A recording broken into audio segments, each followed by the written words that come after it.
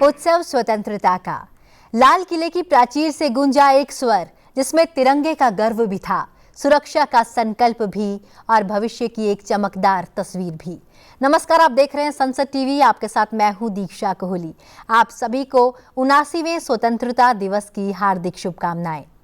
प्रधानमंत्री नरेंद्र मोदी ने आजादी के अमृतकाल में सिर्फ वादों की नहीं बल्कि न्यू नॉर्मल की घोषणा की, जहां आतंक का जवाब आतंकी ठिकानों में जाकर दिया जाता है, जहां न्यूक्लियर ब्लैकमेल अब डराने का हथियार नहीं बल्कि नाकाम कोशिश है, और जहां खून और पानी एक साथ बहने का दौर अब खत्म हो चुका है।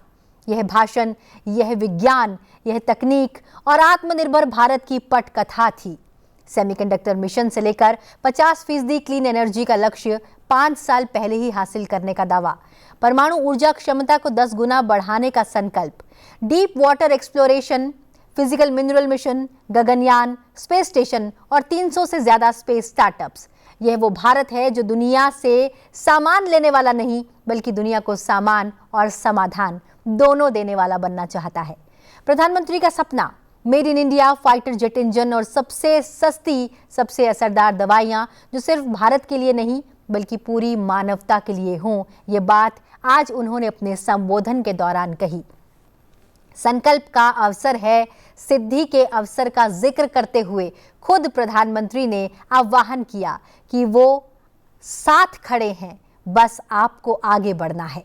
डिजिटल और एग्रीकल्चर का संगम, यूपीआई से लेकर फर्टिलाइजर सेक्टर में इनोवेशन तक और जीरो डिफेक्ट हाई इफेक्ट के मंत्र के साथ काम कम दम ज्यादा का फॉर्मूला। यह संदेश कि भारत अब हर सेक्टर में क्वालिटी और एफिशिएंसी को नया मानक बनाना चाहता है।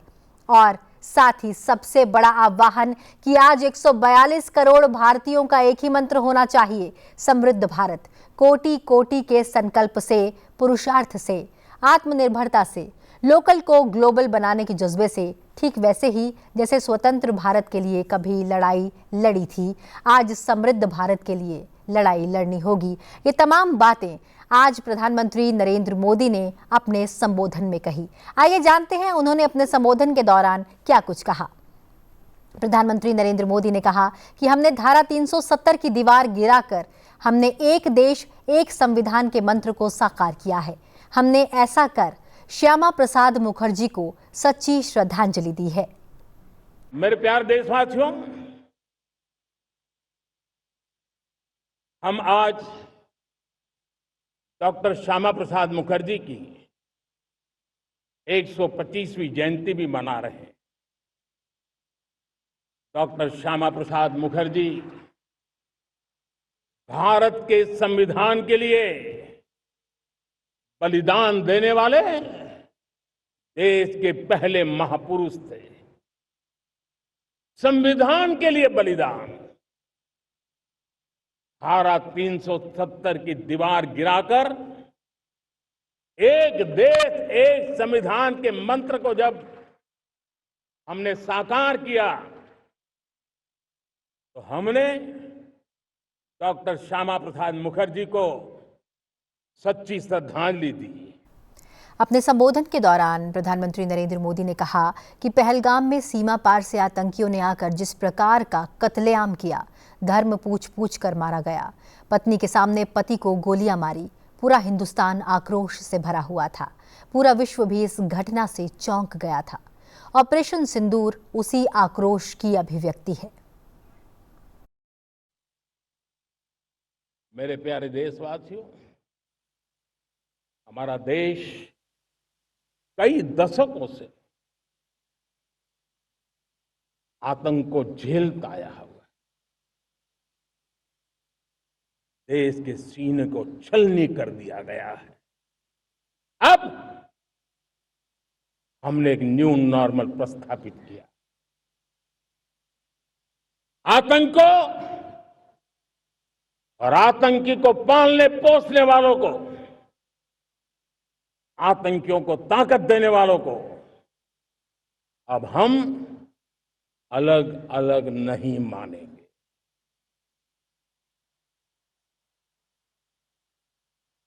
वो मानवता के समान दुश्मन है। उनके बीच कोई फर्क नहीं है। अब भारत ने तय कर लिया है कि न्यूक्लियर की धमकियों को अब हम सहने वाले नहीं हैं। प्रधानमंत्री नरेंद्र मोदी ने लाल किले की प्राचीर से ऑपरेशन सिंदूर की सफलता की चर्चा की। उन्होंने कहा कि हमें गर्व है कि ऑपरेशन सिंदूर के जाबाजों को यहां सैल्यूट करने का अवसर मिला।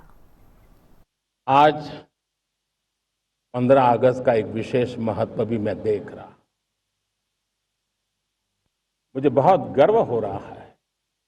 आज मुझे लाल किले की प्राचीर से ऑपरेशन सिंदूर के वीर जाबाजों को सैल्यूट करने का अवसर मिला है।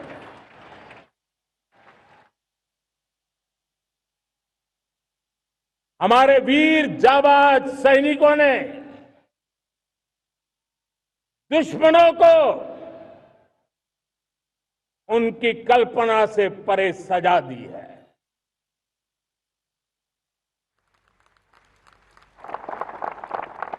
22 अप्रैल को पहलगाम में सीमा पार से आतंकियों ने आकर के जिस प्रकार का कत्ले आम किया, धर्म पूछ करके लोगों को मारा गया। पत्नी के सामने पति को गोलियां दी, बच्चों के सामने अपने पिता को मौत के घाट उतार दिया गया। पूरा हिंदुस्तान आक्रोश से भरा हुआ था। पूरा विश्व भी इस प्रकार से संहार से चौंक गया था। मेरे प्यारे देशवासियों, ऑपरेशन सिंदूर उसी आक्रोश की अभिव्यक्ति है।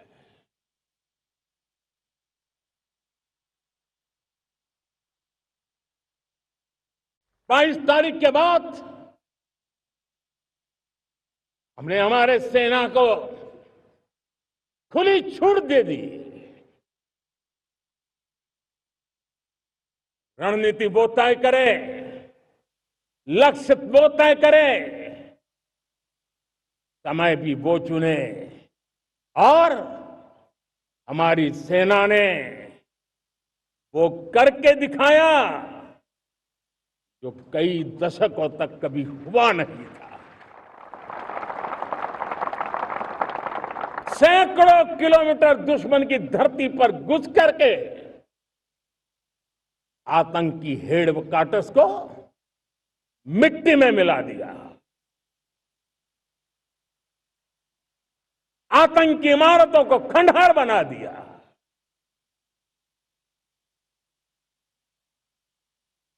पाकिस्तान की नींद अभी भी उड़ी हुई है।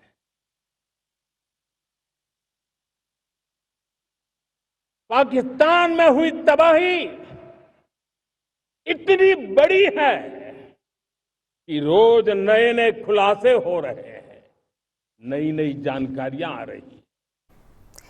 21वीं सदी को तकनीकी संचालित सदी बताते हुए उन्होंने सेमीकंडक्टर का भी जिक्र किया।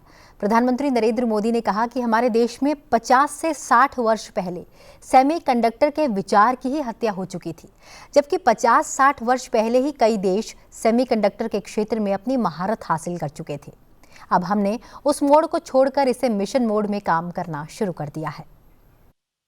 मैं आपका ध्यान आकर्षित करता हूं सेमीकंडक्टर्स पे। उदाहरण के तौर पर बताता हूं,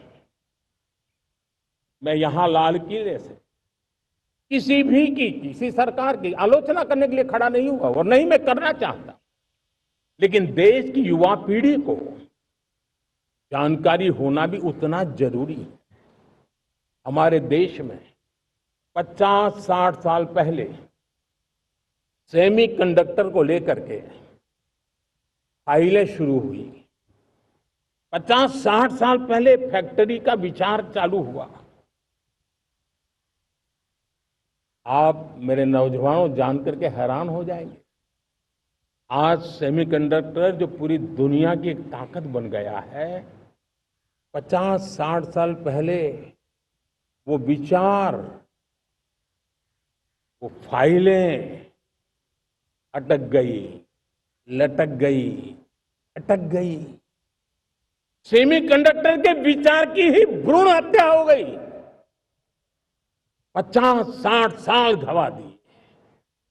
हमारे बाद कई देश सेमीकंडक्टर में आज महारत हासिल करके दुनिया में अपनी ताकत को प्रस्थापित कर रहे हैं। प्रधानमंत्री नरेंद्र मोदी ने न्यू जनरेशन जीएसटी रिफॉर्म्स की भी बात की और सभी को एक खुशखबरी भी सुनाई। साथियों, इस दिवाली में आपकी डबल दिवाली का काम मैं करने वाला हूं। इस दिवाली में आपको एक बहुत बड़ा तोहफा देशवासियों को मिलने वाला है। पिछले 8 साल से हमने जीएसटी का बहुत बड़ा रिफॉर्म किया। पूरे देश में टैक्स के बर्डन को कम किया, टैक्स की व्यवस्थाओं को सरल किया और 8 साल के बाद समय की मांग है कि हम एक बार उसको रिव्यू करें। हमने एक हाई पावर कमेटी को बिठा करके रिव्यू शुरू किया, राज्यों से भी विचार विमर्श किया और मेरे प्यारे देशवासियों, हम नेक्स्ट जनरेशन जीएसटी रिफॉर्म्स लेकर के आ रहे हैं। ये दिवाली के अंदर आपके लिए तोहफा बन जाएंगे। सामान्य मानवीय की जरूरतों के टैक्स भारी मात्रा में कम कर दिए जाएंगे। बहुत बड़ी सुविधा बढ़ेगी। हमारे एमएसएमई, हमारे लघु उद्यमी, इनको बहुत बड़ा लाभ मिलेगा। रोजमर्रा की चीजें बहुत सस्ती हो जाएगी और उससे इकोनॉमी को भी एक नया बल मिलने वाला है। अपने संबोधन में राष्ट्रीय स्वयंसेवक संघ का जिक्र करते हुए प्रधानमंत्री नरेंद्र मोदी ने कहा कि आज से 100 वर्ष पहले एक संगठन का जन्म हुआ। 100 वर्ष की राष्ट्र की सेवा एक बहुत ही स्वर्णिम यात्रा है। व्यक्ति निर्माण और राष्ट्र निर्माण का लक्ष्य लेकर आगे बढ़ रहे ये संगठन निश्चित रूप से बहुत अच्छा कार्य कर रहे हैं। सेवा, संगठन, अनुशासन, यही इस संगठन की पहचान है। आज से 100 साल पहले एक संगठन का जन्म हुआ, राष्ट्रीय स्वयंसेवक संघ। 100 साल की राष्ट्र की सेवा एक बहुत ही गौरवपूर्ण स्वर्णिम पृष्ठ है। व्यक्ति निर्माण से राष्ट्र निर्माण के संकल्प को लेकर के 100 साल तक मां भारती का कल्याण का लक्ष्य लेकर के लक्षावधि स्वयंसेवकों ने मातृभूमि के कल्याण के लिए अपना जीवन समर्पित किया है। सेवा, समर्पण, संगठन और अप्रतिम अनुशासन, ये जिसकी पहचान रही है, ऐसा राष्ट्रीय स्वयंसेवक संघ दुनिया का ये सबसे बड़ा एनजीओ है। एक प्रकार से 100 साल का उसका समर्पण का इतिहास है। आज लाल किले की प्राचीर से 100 साल की इस राष्ट्र सेवा की यात्रा में योगदान करने वाले सभी स्वयंसेवकों को आदरपूर्वक स्मरण करता हूं और देश गर्व करता है राष्ट्रीय स्वयंसेवक संघ की इस 100 साल की भव्य समर्पित यात्रा को, और हमें प्रेरणा देता रहेगा। अपने संबोधन के दौरान प्रधानमंत्री नरेंद्र मोदी ने मिशन सुदर्शन चक्र का भी जिक्र किया। आने वाले 10 साल 2035 तक मैं ये राष्ट्रीय सुरक्षा कवच का विस्तार करना चाहता हूं, मजबूती देना चाहता हूं, आधुनिक बनाना चाहता हूं और इसलिए भगवान श्री कृष्ण से प्रेरणा पाकर के हमने श्री कृष्ण का जो सुदर्शन चक्र था, उस सुदर्शन चक्र की राह को चुना है। आप में से बहुत लोगों को याद होगा जब महाभारत की लड़ाई चल रही थी,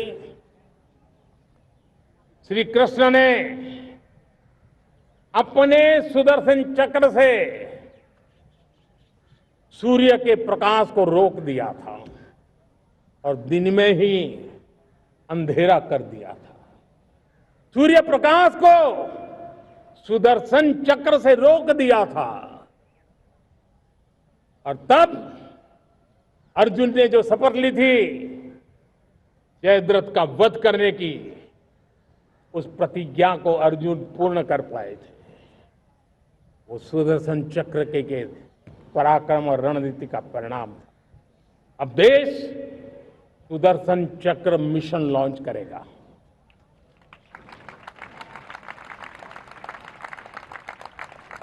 ये मिशन सुदर्शन चक्र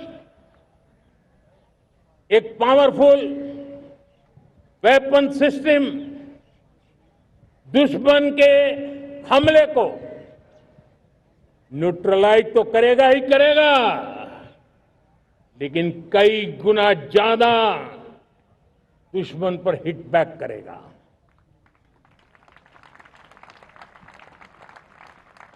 हमने भारत के इस मिशन सुदर्शन चक्र के लिए कुछ मूलभूत बातें भी तय की है। आने वाले 10 सालों में हम उसको प्रखरता से आगे बढ़ाना चाहते हैं।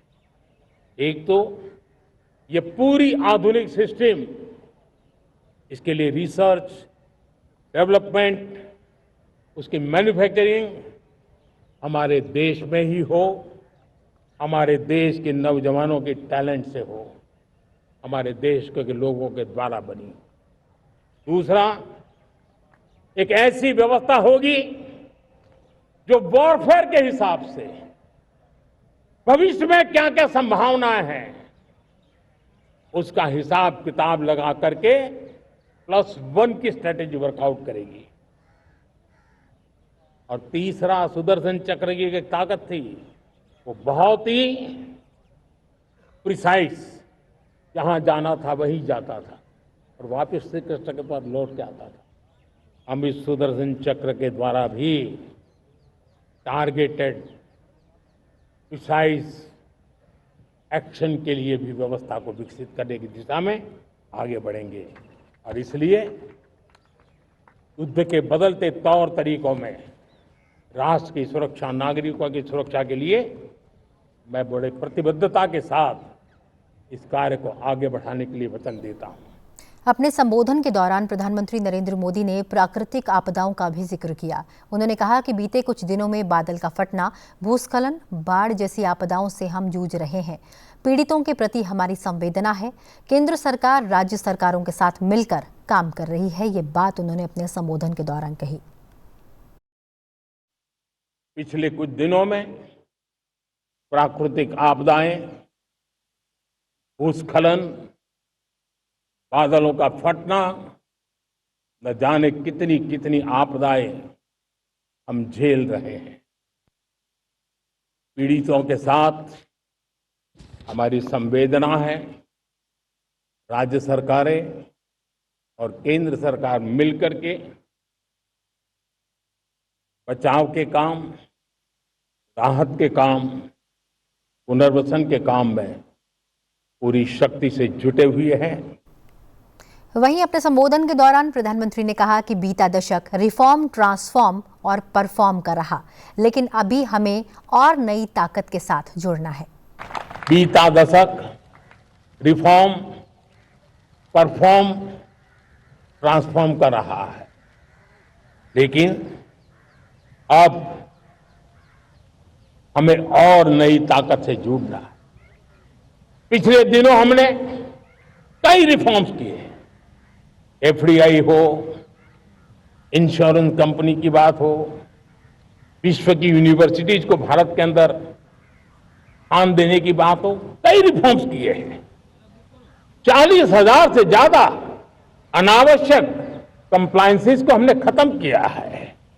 इतना ही नहीं, 1500 से अधिक पुराने कानून जो बाबा आदम के जमाने के थे, उन सबको हमने खत्म कर दिया है।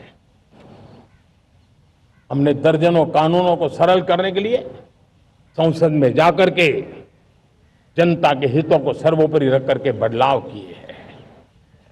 इस बार भी हो हल्ला के बीच लोगों तक बात पहुंची नहीं होगी, लेकिन एक बहुत बड़ा रिफॉर्म इनकम टैक्स एक्ट में हुआ है। करीब 280 से ज्यादा धाराएं हमने समाप्त करने का निर्णय किया है। और साथियों, सिर्फ आर्थिक मोर्चे पर ही रिफॉर्म नहीं, हमने नागरिक के जीवन को भी आसान बनाने के लिए रिफॉर्म किए। इनकम टैक्स रिफंड की बात हो, रिफॉर्म का परिणाम है। फेसलेस असेसमेंट की बात हो, रिफॉर्म का परिणाम है। 12 लाख तक आज इनकम टैक्स से मुक्ति दे देना, देश का जो भविष्य बनाने में उत्सुक है ऐसा मेरा मध्यम वर्ग का परिवार आज पुराने ही समा रहा है। कभी किसी ने सोचा नहीं था कि 12 लाख रुपए तक का इनकम टैक्स पर जीरो कर दिया जाएगा। आज कर लिया है। जब देश का सामर्थ्य बढ़ता है तो देशवासियों को लाभ मिलता है। अंग्रेजों के जमाने से दंड संहिता में हम दबे पड़े थे, दंड का भय दिखा करके जीवन चल रहा था। 75 साल आजादी के ऐसे ही गए। हमने दंड संहिता को खत्म कर दिया, न्याय संहिता को ले आए हैं। न्याय संहिता में भारत के नागरिक के प्रति विश्वास का भाव है, भारत के नागरिक के अंदर अपनेपन का भाव है, संवेदनशीलताओं से भरा हुआ है। हमने रिफॉर्म की यात्रा को तेज करने के लिए बीड़ा उठाया। हम बहुत तेजी से आगे बढ़ना चाहते हैं। मैं चाहता हूं देशवासियों, देश के लिए कर रहा हूं, मैं मेरे लिए नहीं कर रहा हूं, किसी का बुरा करने के लिए नहीं कर रहा हूं। मेरे राजनीतिक दल, मेरे प्रतिस्पर्धी साथी भी देश की इस उज्जवल भविष्य के लिए आगे आए, हमारा साथ दें। स्ट्रक्चरल रिफॉर्म्स की बात हो, रेगुलेटरी रिफॉर्म्स की बात हो, पॉलिसी रिफॉर्म की चर्चा हो, प्रोसेस रिफॉर्म की चर्चा हो, प्रोसीड्यूरल रिफॉर्म्स करने की जरूरत हो, हर प्रकार के रिफॉर्म्स ये आज हमने मकसद बना करके चले हैं। और मेरे प्यारे देशवासियों, नेक्स्ट जनरेशन रिफॉर्म्स के लिए हमें एक टास्क फोर्स गठित करने का निर्णय किया है। ये टास्क फोर्स समय सीमा में इस काम को पूरा करे, वर्तमान नियम, कानून, नीतियां, रीतियां 21वीं सदी के अनुकूल, वैश्विक वातावरण में अनुकूल और भारत को 2047 में विकसित राष्ट्र बनाने के संदर्भ में नए सिरे से तैयार हो और उसका समय सीमा में अपना कार्य पूरा करने के लिए इस टास्क फोर्स की रचना की है। किसान, मछुआरे और ग्रामीण उद्योग, अगर तीनों इंजन एक साथ चल पड़े तो 2047 में भारत सिर्फ अन्नदाता नहीं बल्कि दुनिया का फूड पावर हाउस बन सकता है।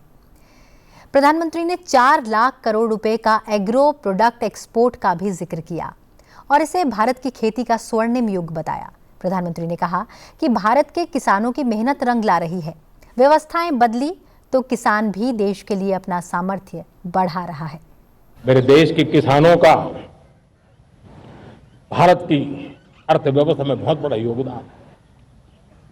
भारत के किसानों की मेहनत रंग ला रही है। पिछले साल अनाज के उत्पादन में मेरे देश के किसानों ने कि पुराने सारे विक्रम तोड़ दिए हैं। ये सामर्थ्य है मेरे देश का। उतनी ही जमीन, लेकिन व्यवस्थाएं बदली, पानी पहुंचने लगा, अच्छे सीड्स मिलने लगे, किसानों को अच्छी सुविधाएं मिलने लगी, तो वो अपना सामर्थ्य देश के लिए बढ़ा रहा है। आज भारत दूध, दाल, जूट जैसे उत्पादन में नंबर 1 है दुनिया में। आज दुनिया का दूसरा सबसे बड़ा फिश प्रोड्यूसर, मेरे मछुआरा भाई बहनों की ताकत देखिए। फिश प्रोड्यूसर में दुनिया में हम दूसरे नंबर पर पहुंच चुके हैं।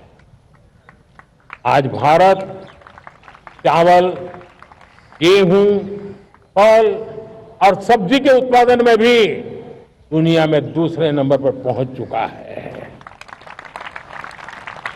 साथियों, आपको खुशी होगी, मेरे देश के किसान जो पैदावार देते हैं, आज वो उत्पादन दुनिया के बाजार में पहुंच रहा है। 4 लाख करोड़ रुपया एग्रो प्रोडक्ट का एक्सपोर्ट हुआ है। ये मेरे देश के किसानों ने हमें ताकत दिखाई है। हम छोटे किसान हो, पशुपालक हो, मछुआरे हो, देश के विकास की अनेक योजनाओं का लाभ आज हम उन तक पहुंचा रहे हैं।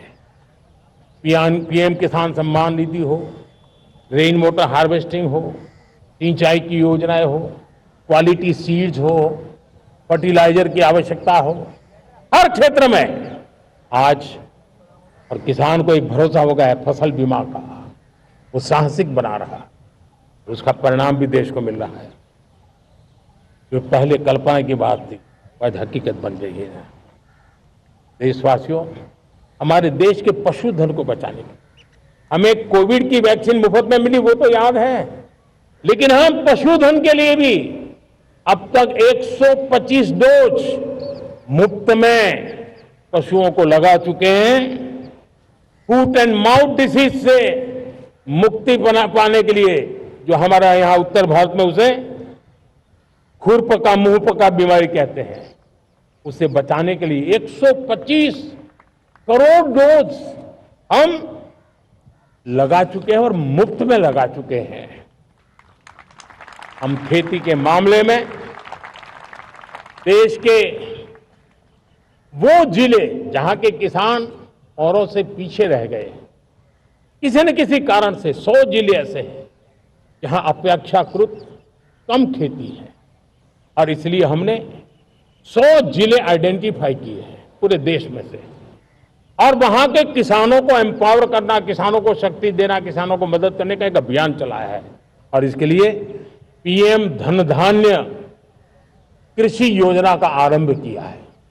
पीएम धन धान्य कृषि योजना वो देश के 100 जिले जहां थोड़ी सी भी मदद कर देंगे तो वहां का किसान भी भारत के अन्य किसानों की बराबरी कर देगा। प्रधानमंत्री नरेंद्र मोदी ने अपने संबोधन में लखपति दीदियों का जिक्र करते हुए कहा कि हमारा संकल्प 3 करोड़ महिलाओं को लखपति दीदी बनाने का था और हमें खुशी है कि हम समय से पहले अपने इस संकल्प को पूरा कर पा रहे हैं। उन्होंने ड्रोन दीदी योजना के जरिए महिलाओं को टेक्नोलॉजी ड्रिवन रोल्स में लाने की कोशिश की भी बात की। प्रधानमंत्री ने एनडीए की पहली महिला कैडेट्स की पासिंग आउट परेड का जिक्र करते हुए कहा कि यह नारी शक्ति की नई उड़ान है। साथ ही प्रधानमंत्री ने कहा कि देश की विकास गति को आगे बढ़ाने वाली ताकत नारी शक्ति है। साथियों, हमने 3 करोड़ महिलाओं को लखपति दीदी बनाने का संकल्प लिया था। 3 करोड़। और मुझे आज संतोष है कि हम तेज गति से काम कर रहे हैं। समय से पहले 3 करोड़ का लक्ष्य पार कर लेंगे। और आज मैं खुशी से देश को बताना चाहता हूं कि मेरे नारी शक्ति का सामर्थ्य देखिए। देखते ही देखते 2 करोड़ महिलाएं लखपति दीदी बन चुकी है।